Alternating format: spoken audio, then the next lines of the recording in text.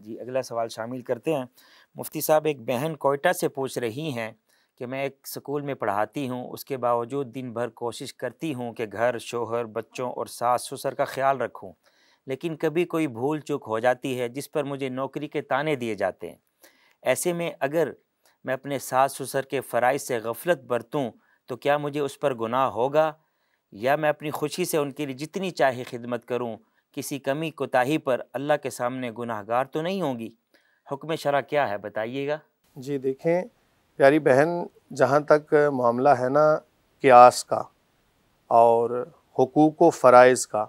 وہاں پر آپ کی ذمہ داری کے اندر شامل تو نہیں ہے کہ ساس اور سسر کی اور دیگر جو رشتہ دار ہیں ان کی خدمت کرنا خاوند کی ذمہ داری آپ کے اوپر لازم ہے۔ اس کے علاوہ آپ نے جو بھی معاملہ کرنا ہے وہ بطور استحسان ہے۔ یاد رکھیں کہ جب زندگی گزارنی ہو تو پھر دونوں طرفوں سے محبت کے ساتھ معاملات کو لے کر چلیں، تو اسی میں عافیت ہے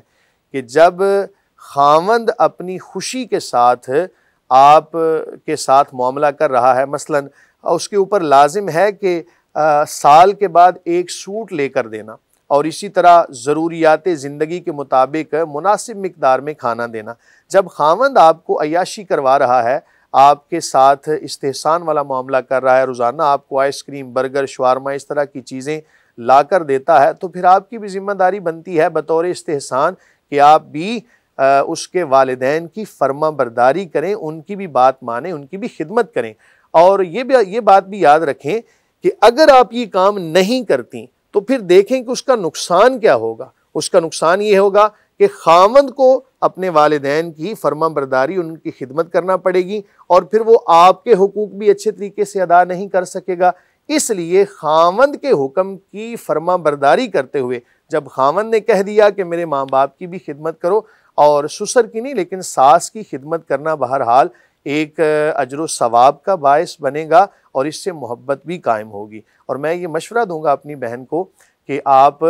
بطور استحسان اپنے گھر کے اندر احسن طریقے سے زندگی گزاریں، اور خاوند کی فرما برداری کے مطابق اس کے ماں باپ کا بھی خیال اس طرح کریں جس طرح ایک ضعیف العمر کا خیال کیا جاتا ہے، اور یقیناً اس کی وجہ سے آپ کو ثواب بھی ملے گا۔ جو کہا جاتا ہے کہ